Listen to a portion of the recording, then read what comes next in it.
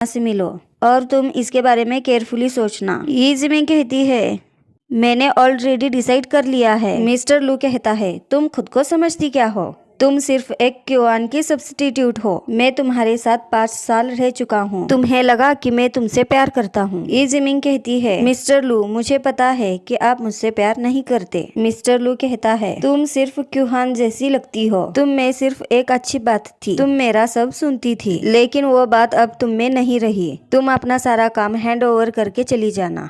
अगले सीन में इजमिंग को हॉस्पिटल में दिखाया जाता है। डॉक्टर उसे बताते हैं कि वो 8 वीक्स से प्रेग्नेंट है। क्यूहान पूछती है, क्या आप श्योर हैं?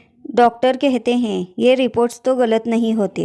इजमिंग अपने बेबी से कहती है, बेबी तुम अब इस दुनिया में नहीं आ सकती। डॉक्टर कहते हैं, अगर तुम इस बेबी को रोकोगी तो अच्छा होगा, क्योंकि तुम वापस मॉम नहीं बन सकती। अगले सीन में हमें मिस्टर लू को दिखाया जाता है। वो कॉफी पीता है तो उसे पसंद नहीं आती और कहता है, आज इजमिंग को क्या हुआ है? उस वक्त वहाँ एक सर आते हैं। मिस्टर लू उसे इजमिंग को बुलाने के लिए कहते हैं। वो सर बताते हैं कि इजमिंग ने आज डे ऑफ लिया है। मिस्टर लू कहते हैं, उसे कॉल करो और इमीडिएटली आने के लिए कहो।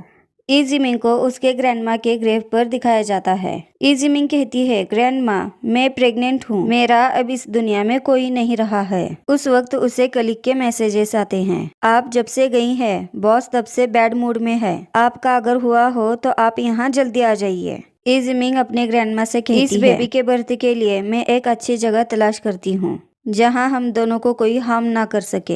इजमिंग जब ऑफिस में जाती है, सेल्स मैनेजर उसे बताता है, तुम ऐसी स्टूपिड हरकत कैसे कर सकती हो, वो भी जब तुम रिजाइन कर रही हो। मुझे तो लगता है तुम दूसरे लोगों से पैसे लेती हो और कॉन्ट्रैक्ट को मैनिपुलेट करती हो, जिससे हमारे ऑर्डर का लॉस हो जाता है। इजमिंग कहती है, मैनेजर वांग आप क्या कहना चाहते हैं? जी ग्रुप के ट्रांजैक्शन की वजह से हमें कई बिलियंस का लॉस हुआ है। इजमिंग फाइल उठाकर देखती है और कहती है, इम्पॉसिबल, मैंने इस तरह का डाटा नहीं दिया है। मैनेजर वांग कहते हैं, तुम कहना ये चाहती हो कि हम तुम्हें फेम कर रहे हैं।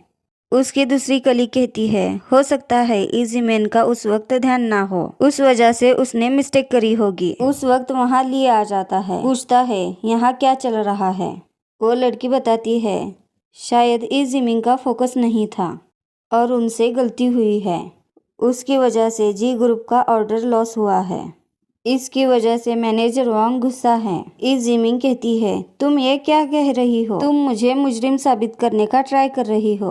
वो लड़की कहती है, सेक्रेटरी आप मुझे मिसअंडरस्टैंड कर रही हैं, मैं तो आपकी मदद करना चाहती हूँ। मिस्टर लू सोचता है, ये अपना ट्रू फेस दिखा रही है 5 साल प्रिटेंड करने के बाद। अगर वो तुम्हें मुजरिम साबित नहीं करती तो क्या मैं कर पाता?